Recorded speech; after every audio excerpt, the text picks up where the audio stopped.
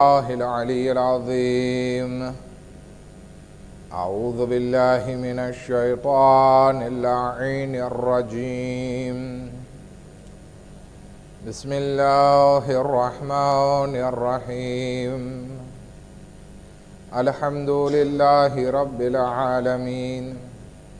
الصلاة والسلام على سيدنا ونبينا أبي القاسم محمد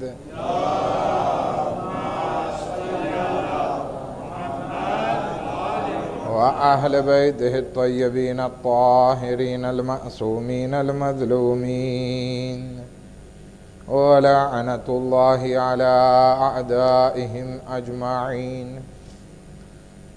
أما بعد، قال الله تبارك وتعالى في كتابه الكريم وقوله الحق. بسم الله الرحمن الرحيم. يا أيها الذين آمنوا اتقوا الله وكونوا مع الصادقين.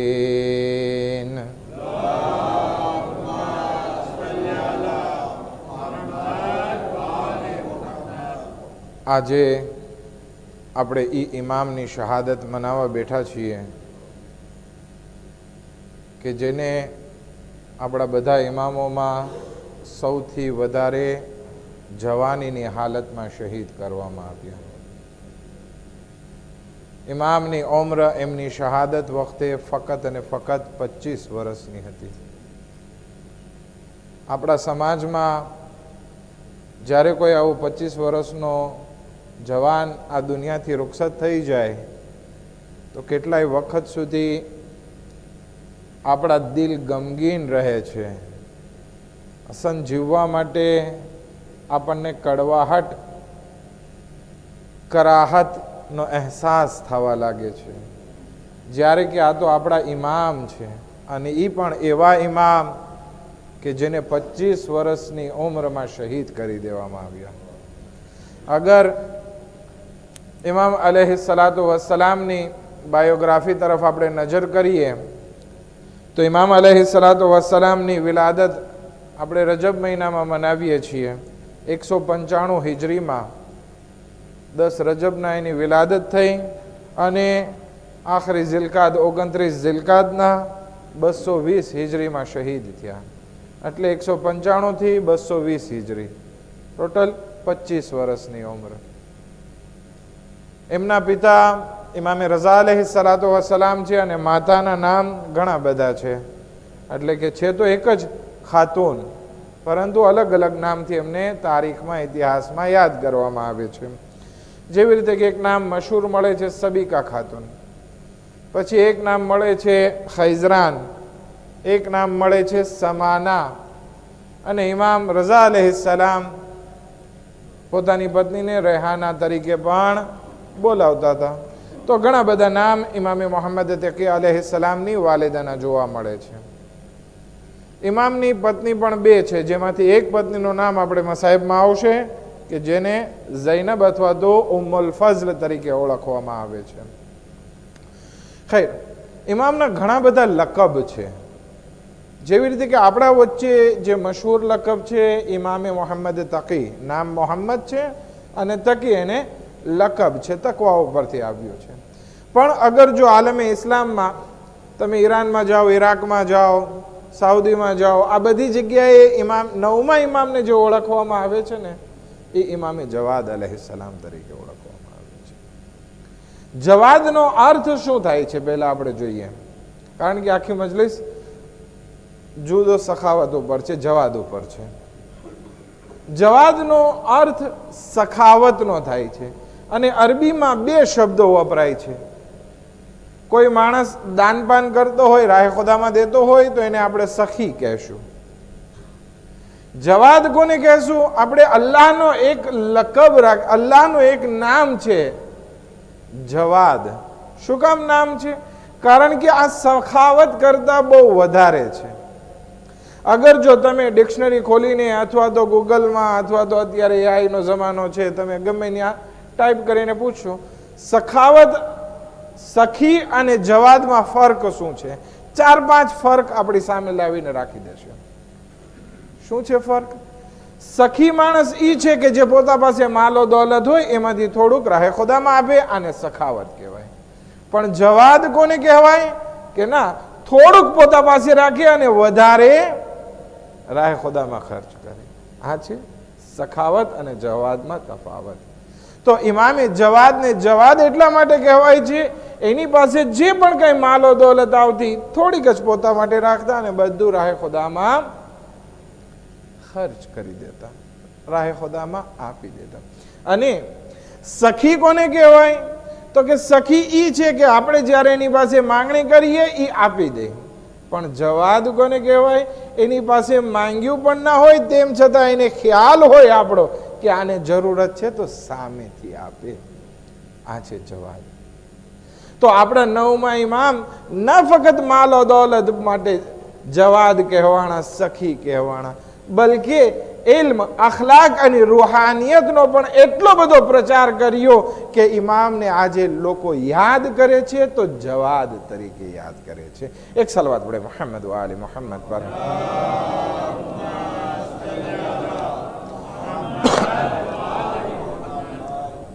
અને આપણે ઇમામ અલૈહિસ્સલાતુ વસ્સલામની જિંદગીમાં આપણે જોઈએ ને તો ઇમામની એક ઇન્કમ હતી, વાડીઓમાંથી હતી, ખેતર હતા, અને હુકુમત તરફથી પણ અમુક રકમ જે બધા મુસલમાનોને મળતી એ પણ ઇમામને મળતી. ઇમામ અલૈહિસ્સલાતુ વસ્સલામની કરામત એ છે કે જ્યારે એમની પાસે કોઈ પણ આવે અથવા એમના દોસ્તોમાં એને ખબર પડે કે આને જરૂરત છે એટલે ઇમામ આપી દેતા.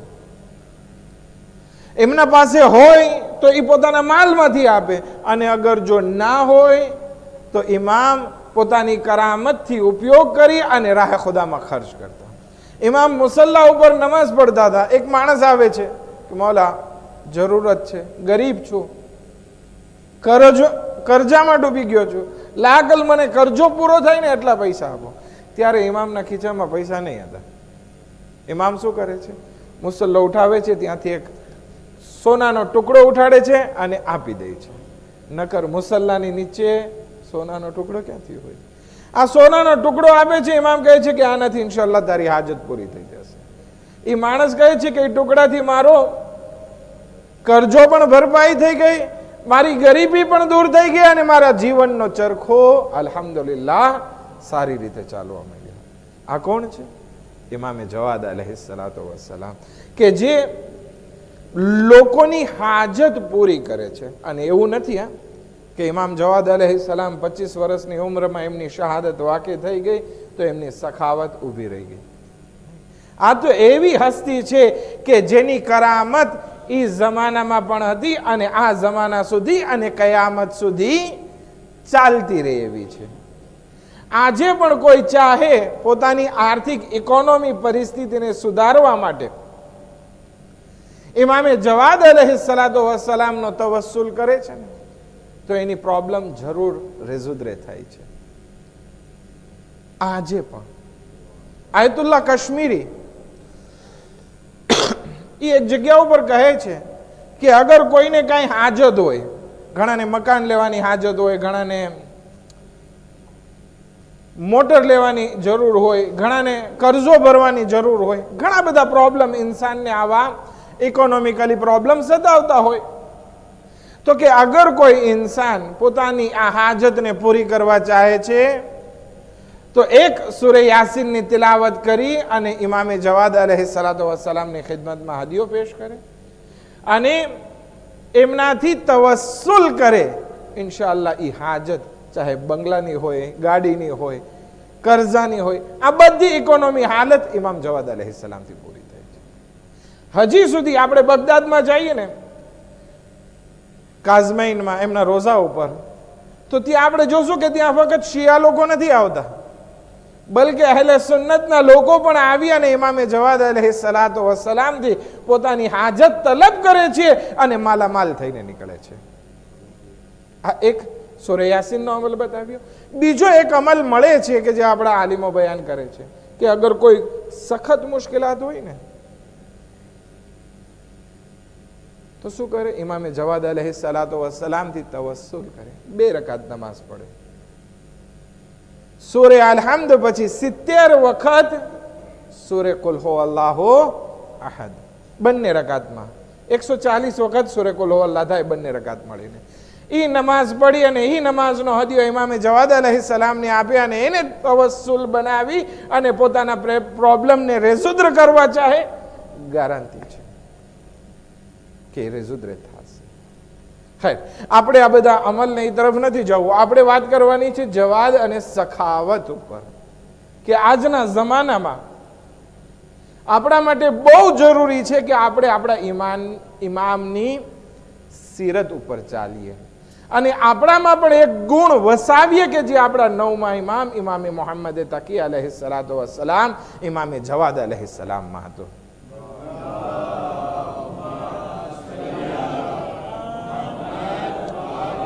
અને ઈ છે સખાવત. અને આ સખાવત ક્યારે નસીબ થાય? તો કે કોઈ પણ ઇન્સાન જે છે એ સખી નથી બની શકતો, દાનપાન નથી કરી શકતો, સિવાય કે એનામાં ઈમાન હોય. હવે આપણે બધા તો ખોજા છીએ, વેપારી છીએ. જ્યારે પણ આપણે કોઈ પાસે કરજો માંગવા જઈએ તો એ પહેલા કહે છે કે બદલામાં મને શું ફાયદો? એટલે ત્યાં શું વાત હોય કે મને કેટલા ટકા આપીશ. આપણે એની પાસે ઉધાર માંગવા જઈએ તો કે મને શું ફાયદો? માલ માંગવા જઈએ તો આપણને કહેશે કે એટલા પૈસા તારે એટલા દિવસમાં ચૂકવી દેવા પડશે. આપણે બધા ખોજા માનતા લીધે છે, વેપારી માનતા લીધે આપણને જ્યાં ફાયદો થાય ત્યાં આપણે ઇન્વેસ્ટ કરતા હોઈએ છીએ. પરંતુ અગર જો આપણે પાસે આ ઈમાન હશે કે ખુદાવંદી આલમ આપણને આપણા અમાલને જોઈ રહ્યો છે અને આપણે જે પણ રાહે ખુદામાં ઇન્ફાક કરશું એ આપણને પાછું મળશે. અગર જો આ ઈમાન હોય તો આપણે અલ્લાહની બારગાહમાં ઇન્ફાક કરી શકશું, સખાવત કરી શકશું. પણ અગર જો આ ઈમાન ના હોય કે આપણને પાછું મળશે તો આવડો આપણને એક લોસ લાગશે. લોસ એટલે તો સમજો છો ને, પેર્દ. શું કહો છો તમે? આ વસ્તુ આપણને નુકસાન લાગશે. પણ આપણને જ્યારે યકીન હોય, ઈમાન હોય કે આપણે જે પણ અલ્લાહની બારગાહમાં દેશું એ આપણને પાછું મળવાનું છે, તો આપણે રાહ ખુદામાં ખૈરાત કરતા વાર નહીં લાગે. એક જગ્યા ઉપર ઇમામે જવાદ અલૈહિસ્સલાતુ વસ્સલામ આ રીતે ફરમાવે છે, ઇન્ના લિલ્લાહી ઇબાદન, કે અલ્લાહના અમુક બંદાઓ એવા છે, યખુસ્સુહુમ બિન્નિઅમ, કે જેને ખુદાવંદી આલમે નેમતોથી માલામાલ કર્યા છે, પૈસાદાર બનાવ્યા છે. પરંતુ બધા ઇન્સાન જિંદગીભર પૈસાવાળા નથી રહી શકતા. અમુક વખત થાય એટલે પછી ઇકોનોમી ડાઉન થઈ જાય. એ શું કામ થાય છે? એ આ ઇમામ જવાદ અલૈહિસ્સલામ બયાન ફરમાવે છે. ખુદાવંદી આલમ એને નેમત આપતો રહે છે ત્યાં સુધી પૈસાવાળા હોય છે. અને ક્યાર સુધી પૈસાવાળો રહે છે? તો ઇમામ ફરમાવે છે, વયુકિરુહા ફીહા મા બદલુ, ઈ ત્યાર સુધી પૈસાવાળો બાકી રહે છે જ્યાર સુધી ઈ રાહે ખુદામાં ઇન્ફાક કરતો રહે, દેતો રહે, દાન કરતો રહે, સખાવત કરતો રહે. પછી ઇમામ ફરમાવે છે, ફઇઝા મનઉહા નઝઅહા અનહુમ, પછી જ્યારે ઈ દાનપાન કરવાનું બંધ કરી નાખે છે તો ખુદાવંદી આલમ પણ પોતાની નેમતો એને દેવાની બંધ કરી નાખે છે. વહવ્વલહા ઇલા ગૈરિહિમ, અને પછી ખુદાવંદી આલમ ઈ નેમતો બીજાને દેવાનું શરૂ કરી નાખે છે કે જે ઇન્સાનમાં તૌફીક હોય કે ઈ રાહે ખુદામાં ખર્ચ કરે. તો જ્યાર સુધી આપણી પાસે હશે ને આપણે એને આપણી પાસે રોકી નહીં રાખશું ત્યાર સુધી ખુદા આપણને દેતો રહેશે. પણ જેવું આપણી પાસે રોકી રાખ્યું એટલે એ બધી દોલત જે છે આપણાથી મોઢું ફેરવી અને બીજા તરફ ચાલી જશે. આ એક વસ્તુ. અને ખુદાવંદી આલમ કુરાન મજીદમાં ઇરશાદ ફરમાવે છે, મા અનફક્તુમ મિન શૈઇન ફહુવા યુખલિફુ, તમે જે પણ રાહે ખુદામાં ખર્ચ કરશો ને એ તમને ત્યાં જઈને પાછું મળવાનું છે. અને જેનું ઈમાન આ કુરાનની આયત અને ઇમામે જવાદ અલૈહિસ્સલાતુ વસ્સલામની હદીસ ઉપર હોય એ કંઈક ને કંઈક ખૈરાત કરતો રહે છે. ફૂલ નહીં તો ફૂલની,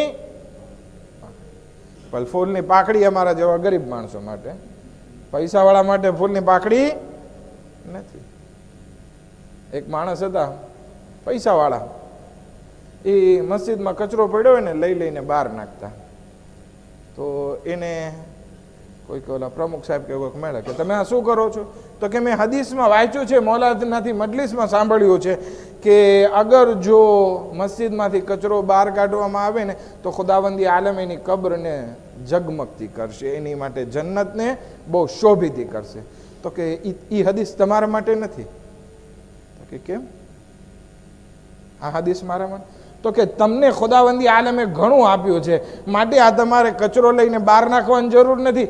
જમાતમાં પૈસા આપો કે જેથી અમે કોઈ માણસ જે રાખેલો છે એનો પગાર ચૂકવી શકીએ અને જે કુરાનો ને બધો ખર્ચો આવે છે એ પૂરો કરી શકીએ. તમારી જન્નતની રોનક અને કબ્રનું અંજવાળું આ રાહે ખુદામાં ડોનેશન કરવામાં છે. એક સલવાત પડે મોહમ્મદ વાલી મોહમ્મદ પર.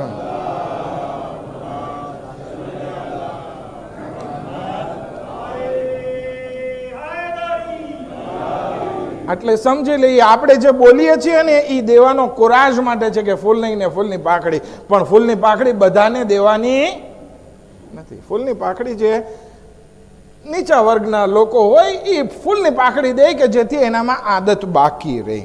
ખેર, આપણો સંબંધ અલ્લાહ સાથે મજબૂત થશે.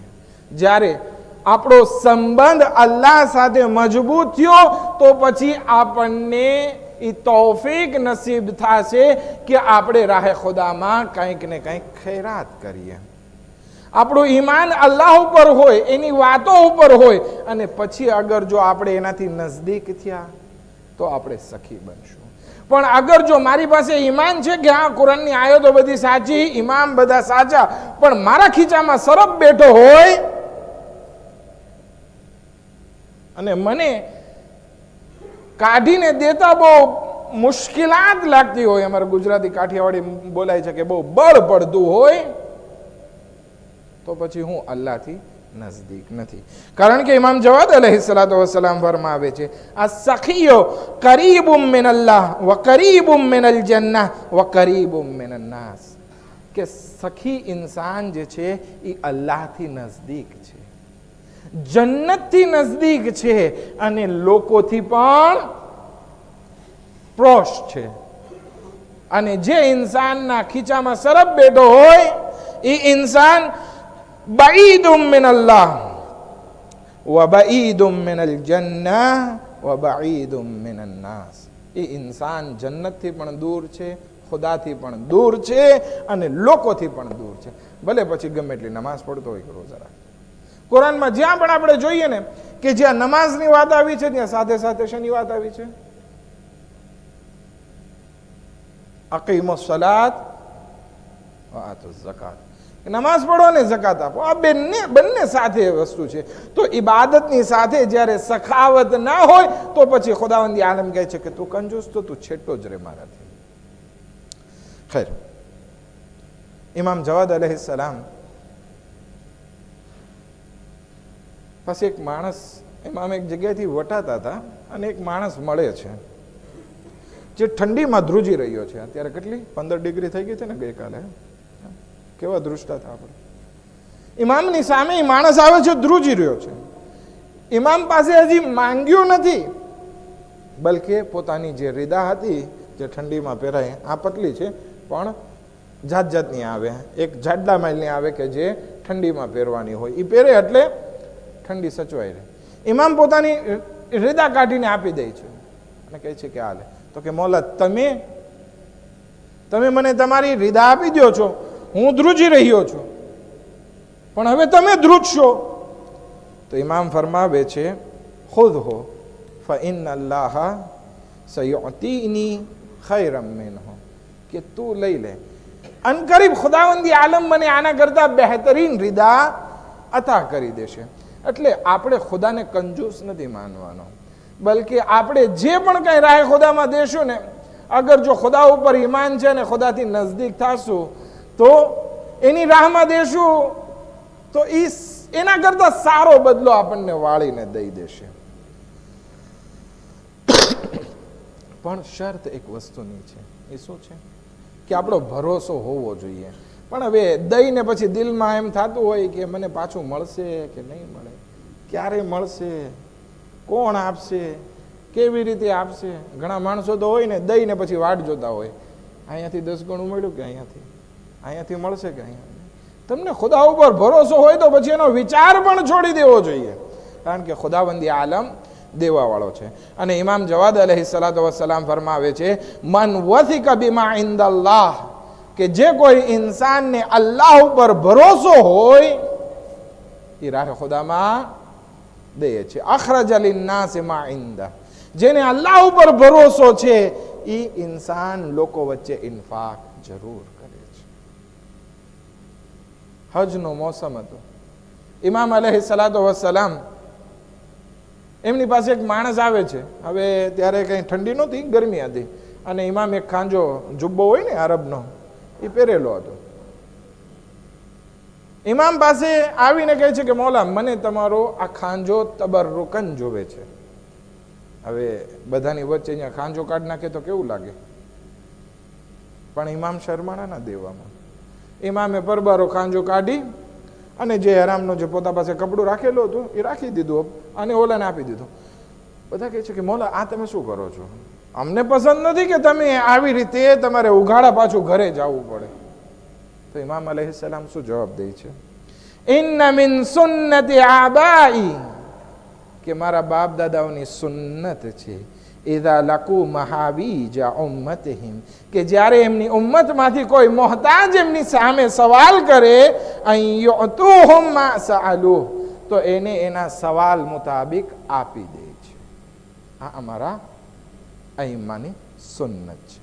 અને એક વસ્તુ આમાં વધારે વાત કરતો જાઓ, કે જે ચોથી વાત છે, કારણ કે મેં ગણાવ્યા નથી. ચોથી વાત, આપણે અગર જો ઇન્સાન છીએ ને તો એક ઇન્સાનિયતનો તકાજો એ છે કે આપણે કોકને કંઈક કામ આવીએ. આ ઇન્સાનિયતનો તકાજો છે.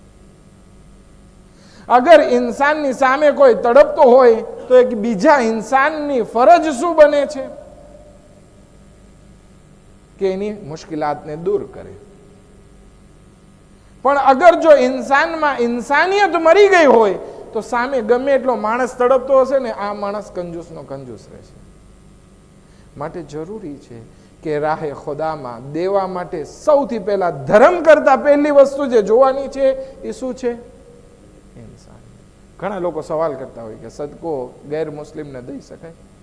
અરે ઇસ્લામ એવો સારો ધર્મ છે કે એ મુસ્તહબ સદકામાં ઈ નથી જોયું કે સામે તમે જોવો મોમિન છે કે મુશરિક છે. ના, જરૂરતમંદ છે, તમે તમારો સદકો, મુસ્તહબ સદકો એને દઈ શકો છો.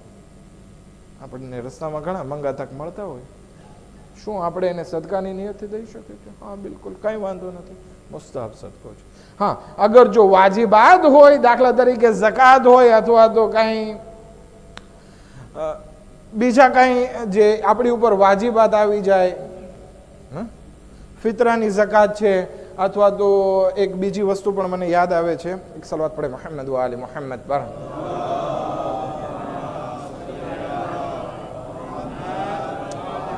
ખેર, થીમ ભૂલી ગયો છું. ક્યાં? રદ્દે મઝાલિમ. રદ્દે મઝાલિમ હોય, આ બધા વાજિબાત છે. એમાં ઘણી કન્ડિશન છે કે કોને દેવો ને કોને નહીં. પણ મુસ્તહબ સદકો જે છે આપણે નિયત કરીને ગમે એ જરૂરતમંદ સુધી પહોંચાડી શકીએ છીએ. પણ અહીંયા એક વાત કહેતો જાઓ, અત્યારે ઘણા બધા લોકો એવા થઈ ગયા છે કે જેનો ધંધો જ આ થઈ ગયો છે. આપણને ફોન કરશે કે હું બીમાર છું, હું સૈયદ છું, આમ છું, તેમ છું, અને એવા દિવસમાં 40 જણાને 50 જણાને ફોન કરતા હશે, એમાંથી એક મુર્ગો ફસાઈ જાય તો એનું કામ થઈ જાય. બરાબર છે ને? કેટલા ઇન્ડિયાથી ફોન આવશે, પાકિસ્તાનથી આવશે, ફલાણી જગ્યાએથી આવશે, ખબર ના ક્યાંથી એ લોકોને ફોન નંબર મળી જતા હોય છે. તો આવા બધા સુધી નથી વાત કરતા આપણે સદકો આ લોકોને દેવો કે નહીં. ના, એવા લોકો કે જે ખરેખર જરૂરતમંદ છે એના સુધી પહોંચાડવું. હવે એ ખબર કેમ પડે? આ ખબર કેમ પડે કે સામે જરૂરત વાળો છે કે નહીં? હવે આપણી સામે કોઈ હોય અને આપણને એના ઉપર રહેમ આવી જાય ને, ત્યારે સમજી લેવું કે અલ્લાહ તરફથી મને એક ઈશારો છે કે મારે આને દેવું જોઈએ. બાકી જે લોકો પ્રોફેશનલ ભિખારી બની ગયા છે એની માટે આપણે વાત કરતા નથી. એ લોકોને ગમે એટલું દેશું ને એનું પેટ નહીં ભરાય. ઇમામ જવાદ અલૈહિસ્સલાતુ વસ્સલામ પાસે એક માણસ આવીને કહે છે કે મૌલા મને આપો ને. તો ઇમામે થોડાક પૈસા આપ્યા, સાવ આપ્યા ના આપ્યા એમ નહીં, આપ્યા. તો કે મૌલા હાજી આપો ને. તો ઇમામ કે વધારે ના માંગ, નહીતર તારી પાસે સંતોષની જે નેમત છે એ ચાલી જશે. સંતોષ એટલે શું કહ્યું? Satisfaction, satisfaction. એની જે નેમત, કનાઅતની જે નેમત છે ને એ તારાથી રૂખસત થઈ જશે. તો આપણે ઇન્સાનિયતના નામે રાહે ખુદામાં ખર્ચ કરવું એક બહુ જરૂરી છે. અગર ઈમાન નથી ખુદા ઉપર, અગર જો આપણને ભરોસો નથી, કાંઈ વાંધો નહીં, પણ એક ઇન્સાનનો બીજા ઇન્સાન ઉપર અધિકાર તો છે કે કાંઈ આપણે રાહે ખુદામાં અથવા તો એક ઇન્સાનની જરૂરતને પૂરી કરવા માટે કંઈક ખર્ચ કરીએ. એક સલવાત પડે મુહમ્મદ વ આલે મુહમ્મદ પર.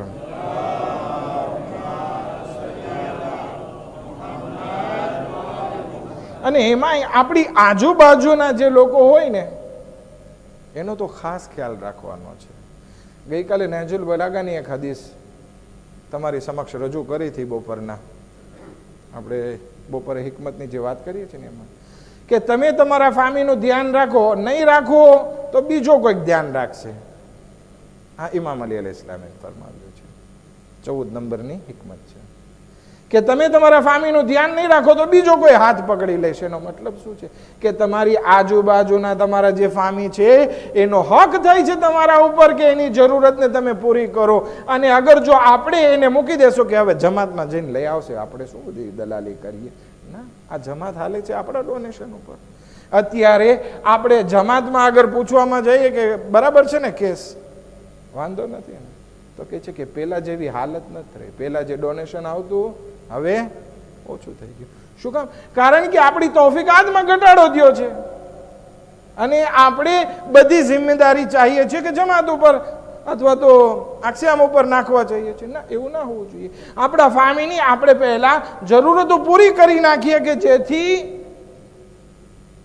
એને ક્યાંય બીજી જગ્યાએ માંગવાની જરૂર ના પડે અને આપણને એનો ઘણો બધો સવાબ મળશે. એ આપણે વાત કરી ચૂક્યા. ખૈર, આપણે આગળ વધીએ. ઇમામની સુન્નત શું હતી કે ઇમામ પોતાના જે ફેમિલી હતા એનો બહુ ખ્યાલ રાખતા. કેવો ખ્યાલ? એક માણસ સૈયદ હતો, ઇમામના ફામીમાંથી હતો. ઇમામ પાસે આવીને કહે છે, છેલ્લી વાત, કારણ કે ઘણું બધું લાંબુ છે પણ હવે ટાઈમ નહીં રહે, મને નથી લાગતો, પણ ઇન્શાલ્લાહ હું તમને એનું રેઝ્યુમે ગુજરાતી અને ફ્રેન્ચમાં મોકલાવું છું. અત્યારે એઆઈનો જમાનો છે ને, આખું રેઝ્યુમે થઈ જાય છે મજલિસનો. હું નથી પડ્યો, એ બધો આવી જશે. મને ઓડિયો મોકલાવું છું ખોજા એમજીમાં, જે લોકોને માંગે નંબર આપજો, દઈ દેશે. ઇમામ પાસે એ માણસ આવે છે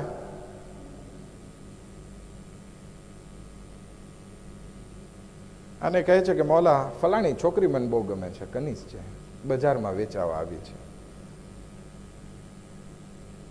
એવી ગમે છે પણ મારી પાસે પૈસા. એમાં કઈ બોલતા નથી.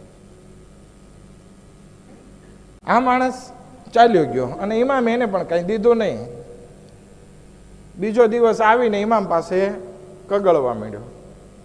મોલા અજબ થઈ ગયું. શું? તો કે ઓલી વેચાઈ ગઈ. સારું છે આપણા જમાનામાં આ કનીઝ નથી, નકર બધાના ઘરમાં દાસીને બદલે કનીઝ હોત. અત્યારે કેટલી કેટલી દાસી હોય, 2 છોકરાને સાચવવા વાળી ને 2 સાફ સફાઈ કરવા વાળી ને 2 કપડાં ધોવા વાળી, 4-5 દાસી હોય. બરાબર છે ને? એ જમાનામાં દાસીનો રિવાજ હતો. ઇમામ પાસે આવીને કે છે મોલા ઓલી વેચાઈ ગઈ, હવે મારા હાથમાં નહીં આવે. ઇમામ કે બીજી લઈ લેજે, એમાં શું થઈ ગયું? ઘણી બીજી ગણે કે મોલા મને એના ઉપર દિલ લાગી ગયું હતું. આપણે ઘણા બધા જવાનિયાઓ છે ને, એને જે મનગમતી છોકરી સાથે એમના શાદી ના થાય અને એની કંઈક બીજી જગ્યાએ હા પડી જાય એટલે ખાવા પીવાનું મૂકી દે અને બજાર ફૂંકવા મળશે ને આડા રસ્તે ચાલ્યા જશે. ઇમામ જવાદ અલૈહિસ્સલાતુ વસ્સલામ બહેતરીન વસીલો છે જવાનિયાઓ માટે. કે પોતાની હાજતને પૂરી કરાવી શકે છે. એમાં આમ કહે છે કે તું વ્યાધિ ના કર, વાંધો નહીં, થઈ રહેશે. એનો મગજ નહીં છોકરી તરફ જ માલા બહુ રૂપાળી હતી, બહુ ગમતી હતી મને. એમાં આમ કહે છે કે મૂક તારી બધી વાતને, ચાલ આપણે ફરવા જઈએ, કે જેથી તારો મગજ કંઈક દેતુરને થાય, ત્યાંથી કંઈક બીજી જગ્યાએ ચાલે જાય. આખો દિવસ છોકરીના જ વિચાર ના કર. પછી તો હવે ઇમામ છે, ના તો ના પાડી શકે. ઇમામ સાથે જાઓ. ઇમામ એને ચાલતા ચાલતા એક જારદે તરફ લઈ જાય છે, એક વાડી તરફ લઈ જાય છે. વાડીમાં દાખલ થાય છે. ત્યાં એક મકાન હતું. મોલા કોની વાડી છે? આપણે આમને પૂછા ગાચા વગરના ગળી ગયા છે. એમાં આમ કે તું ચાલ તો ખરી. મકાન હતું. મોલા કંઈક દરવાજો તો ખટખટાવો. એમાં આમ કે તું ચાલ મારી સાથે, કઈ વાંધો નહીં. જાય છે, અંદર દાખલ થાય છે. એક ઓરત બેઠેલી. મોલા કોક લેડીઝ બેઠેલી છે, ફેરવવા માંડે. ઇમામ કહે છે કે એ તારી મહેરમ છે. કે મોલા મારી ને મહેરમ?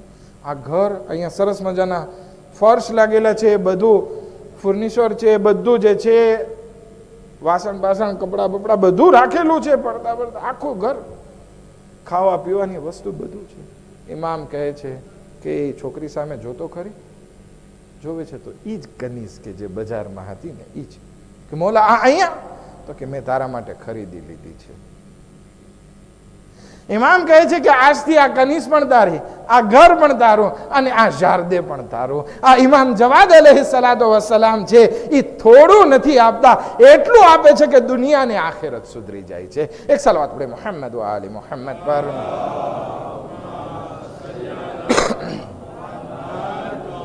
આ છે ઇમામે જવાદ અલૈહિસ્સલાતુ વસ્સલામ.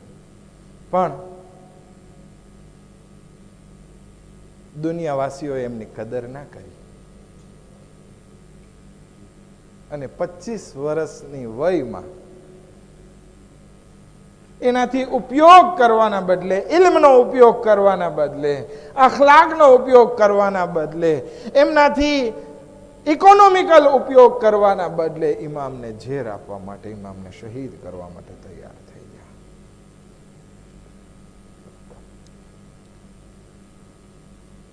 આપણા ઇમામોમાં 2 મઝલૂમ તરીન ઇમામ એવા મળે છે કે જેને કોઈ પારકાએ નહીં બલકે ઘરના મેમ્બરે એમને ઝેર આપ્યું.